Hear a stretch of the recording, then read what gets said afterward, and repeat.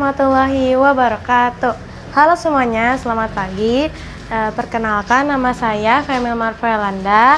Saya dari kelas 9I SMPN 45 Bandung.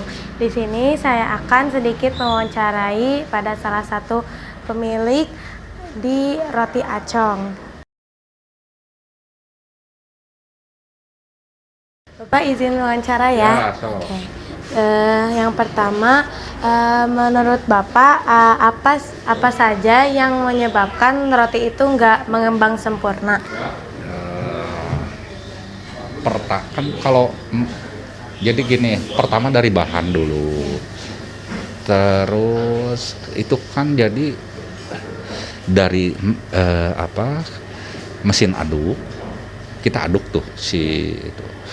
Nah, dari bahan juga bisa tidak mengembang. Jadi yang paling simpel itu tidak kalis, terus tidak mengembang dengan sempurna juga bisa. Jadi terlalu cepat kita adon lah, kita buat gitu. Kurang lebihnya seperti itu sebetulnya. Dari pembuatannya dari Ya, kan kalau mengembang itu ada kira-kira dari pertama kita adonan, terus dari sudah dicetak, terus terakhir itu di oven, terakhir mengembangnya di oven. Nah, sebetulnya ada yang kurang satu mesin di sini. Jadi mesin pengembun lah kalau bahasa Indonesianya mah. Cuman kami nggak punya di sini. Terus selanjutnya yang itu, menurut Bapak juga apa yang membedakan kualitas roti antara waktu yang lama dengan waktu yang sedikit, jadi kadaluarsanya gitu, kualitas rotinya. Misalnya yang lama apa bedanya sama yang sedikit gimana? Yang pasti yang baru yang lebih fresh ya tentunya. Kalau yang lama itu tergantung ada beberapa faktor. Pertama dari packaging, pengepakan. Terus keduanya ya ketahanan, kan kalau makanan biasa ada pengawet. Ya. Nah, pengawetnya itu ya tergantung pengawetnya banyak atau sedikit. Nah, kalau sedikit terus packagingnya bagus, kan semua makanan itu mau roti mau apapun juga harus dingin di bungkusnya. Kalau contoh kita beli apapun makanan, misalnya gorengan, panas-panas enak kita makan kalau konsumsi langsung ya. Tapi kalau dibesokin nggak enak pasti. Ya kurang lebihnya dari packaging lah. Siap. Selanjutnya juga, boleh sedikit tahu siapa pemilik Roti Acong ini? Pemilik Roti Acong itu ya papa saya. Roti Acong itu nama orang tua ya, kebetulan usahanya itu turunan kedua anak. Nah gitu, kurang lebihnya seperti begitu. Jadi pemiliknya bapak. Sementara ya ibu saya masih ada. Ya kami kelola berdua.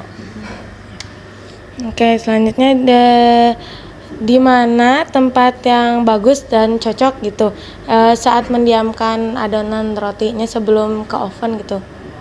Nah ini tadi yang saya bilang itu bagusnya ada semacam namanya apa dulu lupa lagi. Pokoknya semacam pengembun lemari. Kita bayangkan apa namanya? Saya nanti lupa. Bukan, semacam rak. Oh iya, Rak itu masukin loyang itu nanti apa namanya saya lupa lagi. Pengembun itu seperti kalau kita analogikan itu seperti teko. Nah, teko kan kalau mendidih kan keluar uap. Nah itu penguap uapnya itu bagusnya. Jadi gimana ya, tidak lembab juga, jadi hangatnya sama itu gitu. Nah mengerti nggak Neng? Ngerti, hangatnya. Terus ada loyang nanti di atasnya adonan roti itu nanti kayak ada pengembun. Nah itu kurang lebihnya seperti itu. Oke, sip. Selanjutnya juga, kapan roti tersebut, adonan roti itu dapat dikeluarkan dari oven? Nah, setelah kurang lebihnya 40 menitan lah. Apakah ada perbedaan misalnya roti yang kecil berapa, kalau roti yang segini berapa, roti yang sedang gimana? Kebetulan kami punya oven itu manual. Jadi berdasarkan suhunya sekian, misalkan 150 atau 200 derajat misalkan. Nah itu tidak otomatis, maksudnya tidak otomatis itu tergantung taksiran yang si tukang yang open, yang si bapak yang open ya gitu. Ya seperti kita lah, punya mesin cuci ada yang otomatis, udah beres dia akan ada bunyi alarmnya, atau enggak kita kira-kira gitu. Jadi, nah kurang lebihnya di 40 menitan 40 menitan meskipun kecil si besar. bentuknya beda-beda. Ya. Oke, lanjut juga bagaimana cara menyimpan roti agar roti itu tuh nggak berjamur? Pertama tetap dari packaging dulu, tetap dari packaging. Terus udaranya tidak lembab, itu aja, tidak kepanasan. Nah, Jadi pas gitu sesuai suhu ya, ruangan. sebetulnya ya suhu ruangan. Tetap kita dari packaging dulu, itu yang hal pentingnya, faktor pentingnya itu. Mau setahan apapun kalau pakai panas-panas, tetap tadi yang bilang semua makanan sama aja. Oke, lanjut. Mbak, udah ya. Mengapa roti, berarti kan ini juga sama aja kan tadi yang udah pertanyaan pertama, kan kalau gak mengembang sempurna tuh bisa dari bahan atau cara ngaduknya sama penyimpanannya kayak gimana. Nah kalau misalnya dapat mengembang dengan sempurna berarti si bahan sama si adonannya tuh bahan cocok, tentunya bahan cocok. Terus dari mesin adonan. Nah terus intinya teratur sesuai aturan. Maaf kalau bahasa kita, dia juga intinya harus kalis adonannya. Nah itu pengembangannya sesuai dengan aturan. Ya kan mengembang itu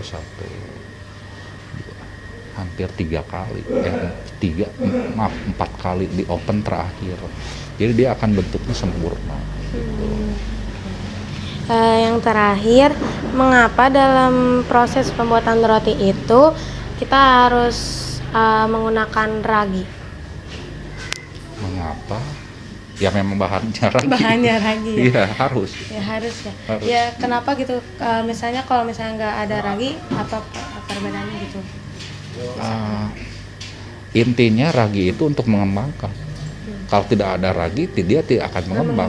Iya. Jadi ragi itu sangat berfaktor penting. Ya salah satu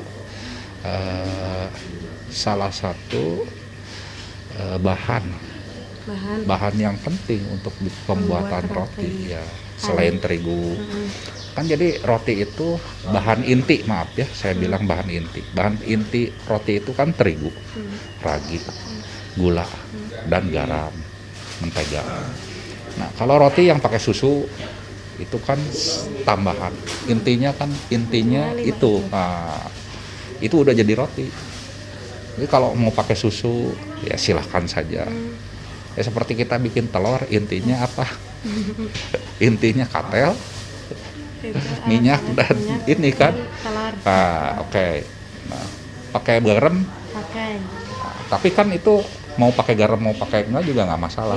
Pakai bawang mau pakai itu ya terserah gitu. Yang intinya itu. Jadi ragi itu intinya. Sekarang kita goreng telur tanpa minyak atau katel susah juga. Ya. Jadi pokoknya kalau ragi itu sangat berperan penting lah untuk membuat roti karena salah satu bahan yang wajib. Karena berfungsi untuk mengembangkan roti. Adonan.